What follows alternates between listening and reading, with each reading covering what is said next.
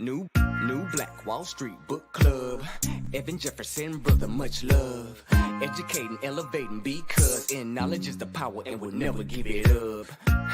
Literature that's for the masses. Where to put your money down, now how to watch your assets. Yeah, uplifting others is a passion. My brother Evan, he will turn it into action. New Black Wall Street Book Club. You should come read with us. Yeah, we comprehend and discuss. If we all just come together, there's no limit for us. Here comes your host, New Black Wall Street. Evan, take it away. New Black Wall Street Book Club.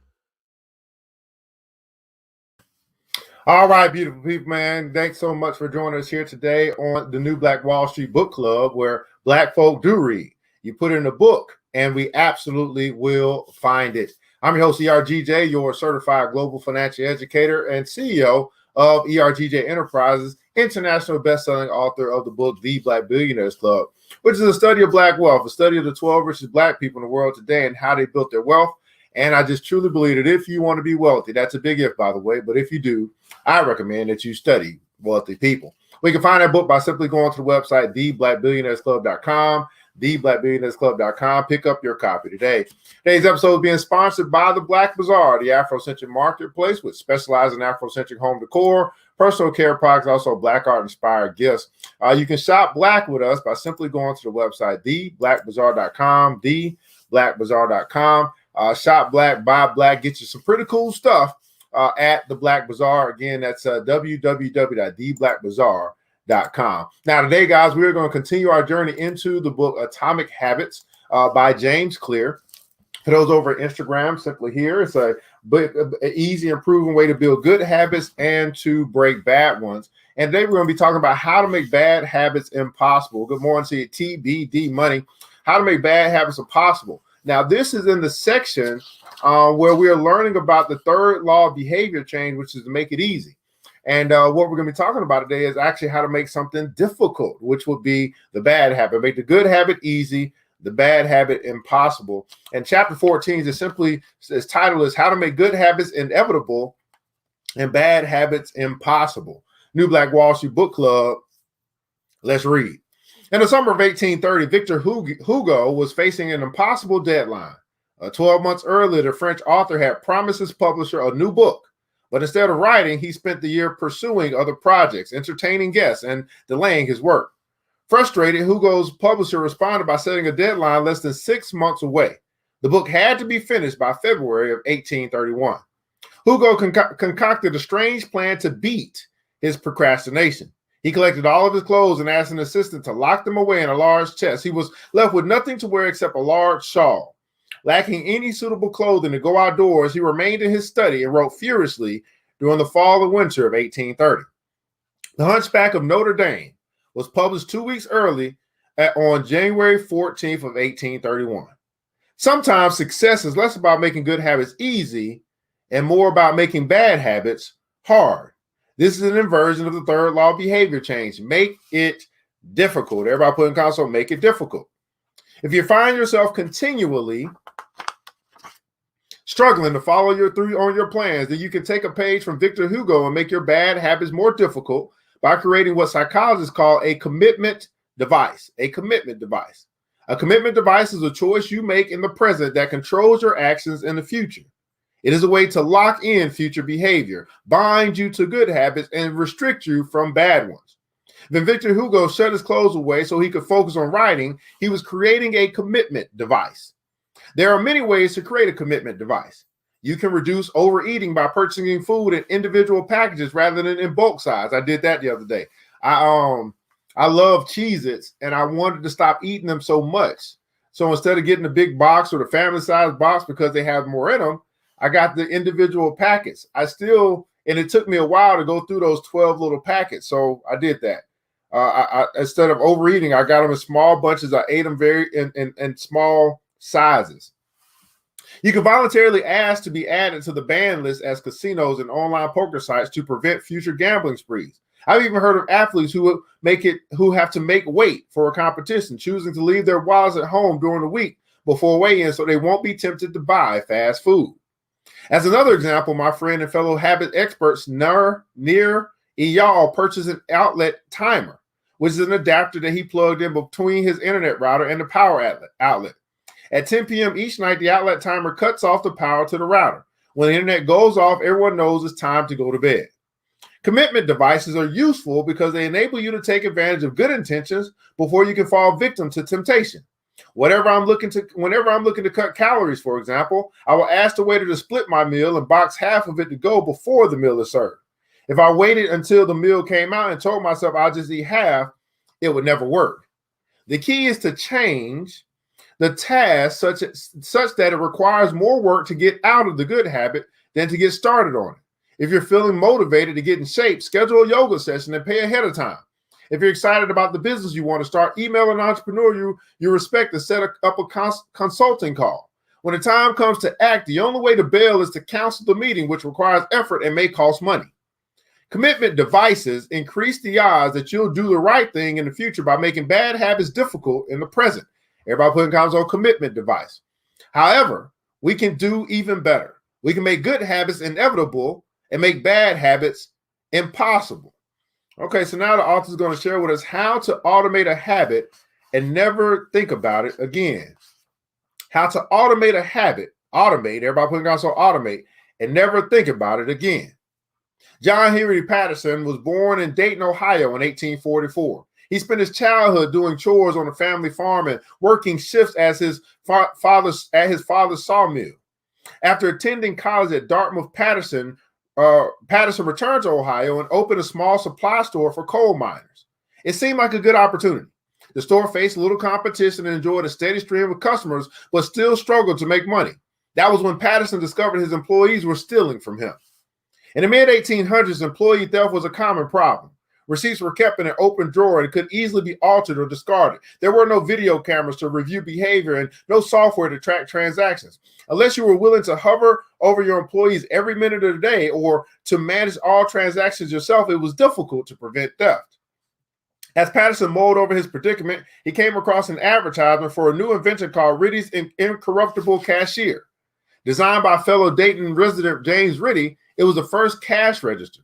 The machine automatically locked the cash and receipts inside after each transaction. Patterson bought two for $50 each. Employee theft at his store vanished overnight. In the next 6 months, Patterson's business went from losing money to making $5,000 in profit, the equivalent of more than $100,000 today. Patterson was so impressed with the machine that he changed businesses. He bought the rights to Ritty's invention and opened the National Cash Register Company. 10 years later, National Cash Register had over 1,000 employees and was on its way to becoming one of the most successful businesses of its time. The best way to break a bad habit is to make it impractical to do. Increase the friction until you don't even have the option to act. The brilliance of the cash register was that it automated ethical behavior by making stealing practically impossible. Rather than trying to change the employees, it made the preferred behavior automatic. Some actions, like installing a cash register, pay off again and again. These one-time choices require a little bit of effort up front, but create increasing value over time. I'm fascinated by the idea that a single choice can deliver returns again and again. And I surveyed my readers on their favorite one-time actions that led to better long-term habits. One-time actions that lead to better long-term habits. The table on the following page shares some of the most popular answers. I wager that if the average person were to simply do half of the one-time actions on this list, even if they didn't give another thought to their habits, they will most definitely find themselves living a better life a year from now. These one-time actions are a straightforward way to employ the third law of behavior change. They make it easier to sleep well, eat healthy, be productive, save money, and generally live better lives. So let's find out what they're talking about here. So in the category of nutrition, they said one-time action is to buy a water filter to clean your drinking water or use smaller plates to reduce calorie intake. In the category of sleep, said, hey, buy a good mattress, get blackout curtains, remove your television from your bedroom. I had to get that television out. For productivity, unsubscribe from emails. Okay, turn off notifications and mute group chats. Set your phone to silent. I put mine on do not disturb. Use email filters to clear up your inbox. Delete games and social media apps on your phone. I got rid of the games. For happiness, get a dog or move to a friendly social neighborhood. For general health, buy good shoes to avoid back pain. Buy a supportive chair or standing desk. For finance, enroll in an automatic savings plan. Set up automatic bill pay. Cut cable services. Ask service providers to lower your bills. So these are some examples of some one-time actions that can lead, quite possibly, that can lead to a better life a year from now.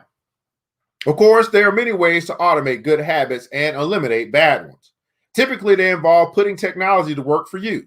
Technology can transform actions that were once hard, annoying, and complicated into behaviors that are easy, painless, and simple.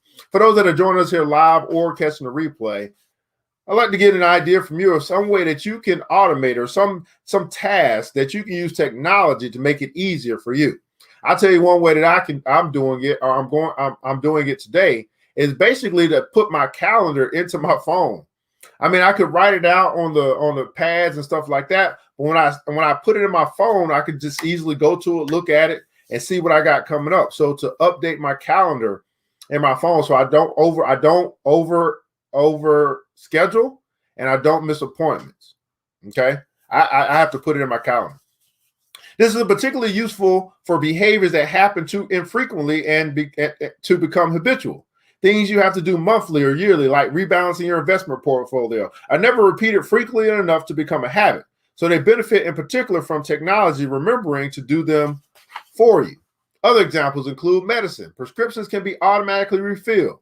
Personal finance. Employees can save for retirement with an automatic wage reduction. Cooking. Meal delivery services can do your grocery shopping. Productivity. Social media browsing can be cut off with a website blocker.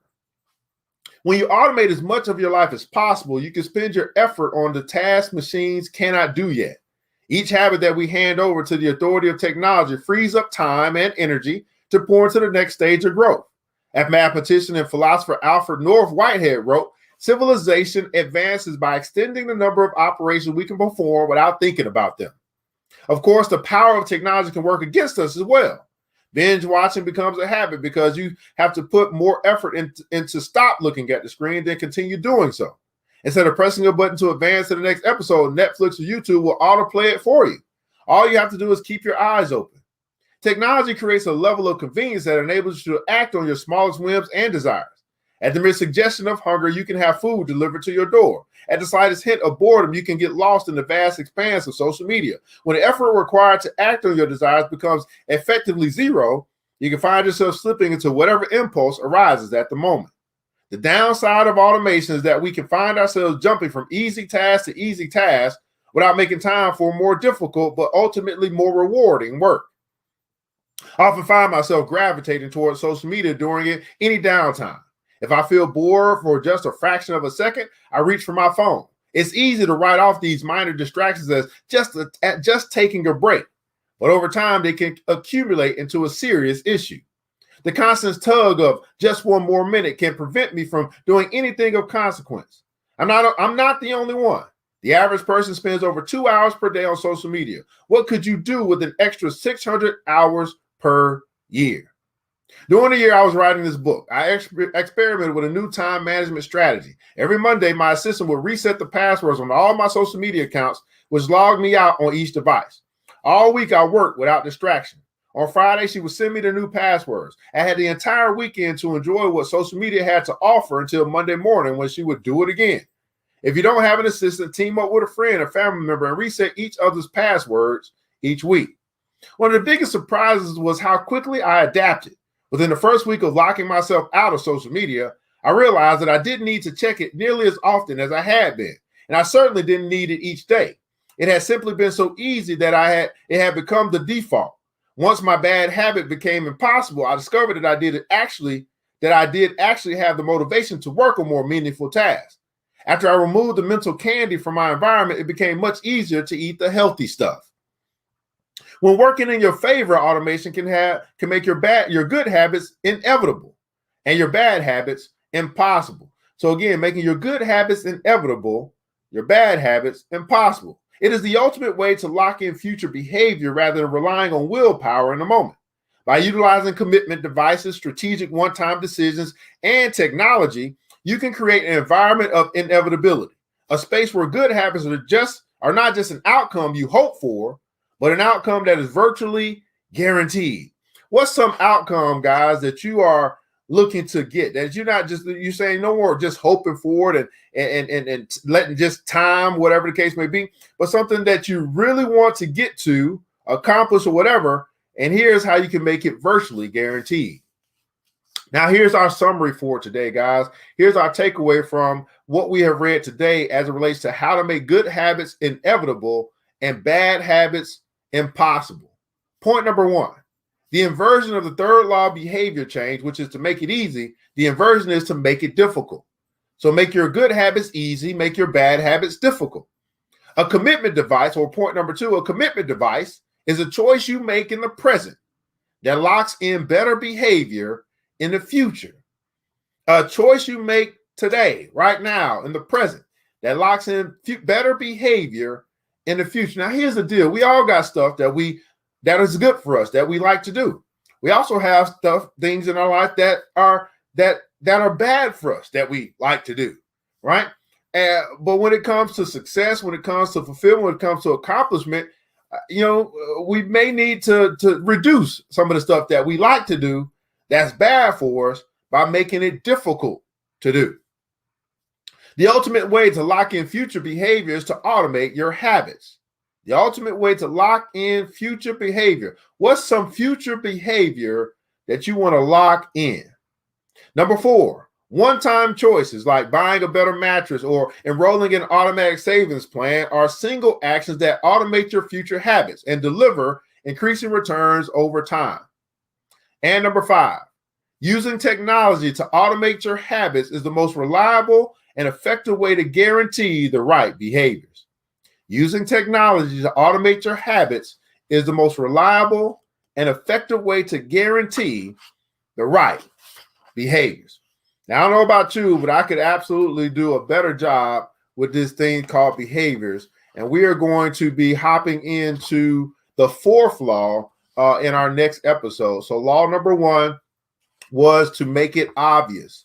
Law number two, I believe, was to make it attractive. We're talking about the good stuff, the stuff that you want in your life. And law number three was to make it easy.